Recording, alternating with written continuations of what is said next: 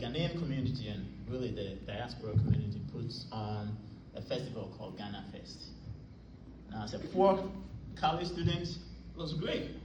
Go there were a lot of good eats. Now, mind you, I lived in Iowa City, right? So if it came to Ghanaian food or all of that, very limited. So that was the big opportunity for me to gorge myself as much as I can with Ghanaian food that reminded me of home. Now, in my first attendance, there were flyers all over the place of a young man, and I actually got a button, who was running for the Illinois Senate. Sharply dressed. I had not heard him speak, but anyone who spoke about him spoke just glowingly about this young man and all the great stuff that he was doing. He was a community organizer. He had the opportunity, having gone to school, law school at Harvard, he had the opportunity to make all the money he wanted somewhere else, but he came back home. Now, fast forward years later, he will come to Iowa City, to Cedar Rapids, on a campaign to become the President of the United States. And I watched as old white women and young black kids flocked to his campaigns to listen, to tears in the eyes of people as he spoke. That young man became the first African-American president of the United States. Now, why do I say that? There were many during that campaign who said, wait your turn.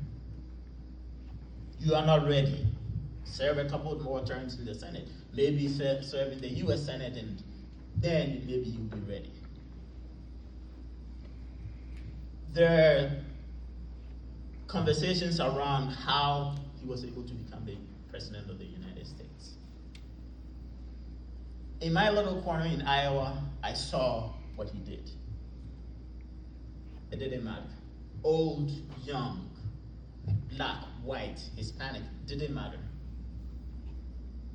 Almost every day, or at least weekly, there was someone who would come to my door with a flyer. Vote for Barack Obama.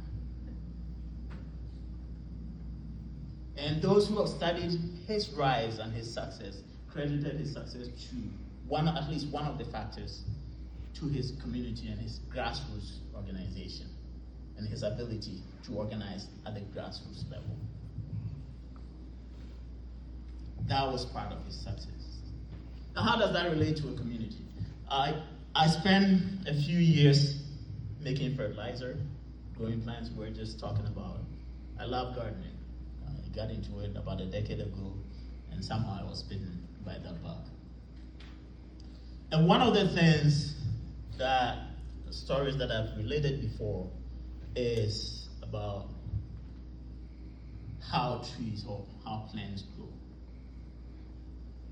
So you go to Sequoia National Forest, there are redwoods that are hundreds of feet tall.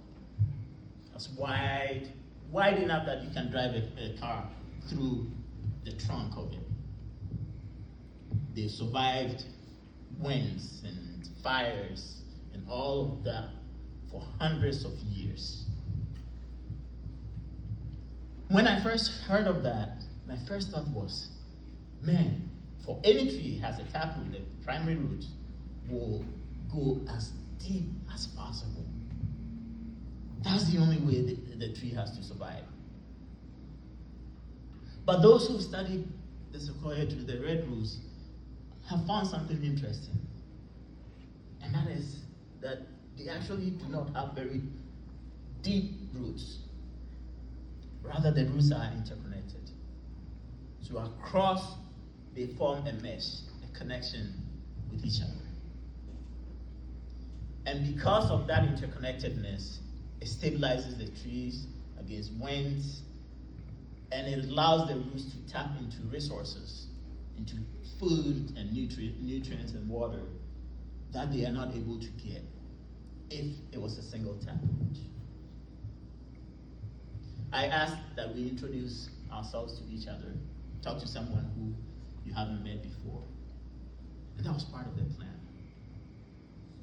Our connections is what will energize this community and what will let this community up.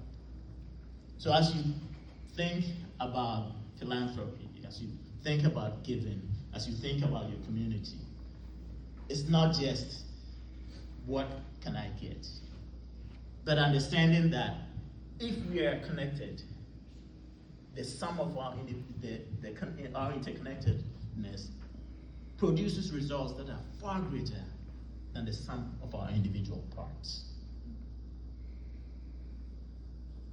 The second example I'll give is I work with polymers. Think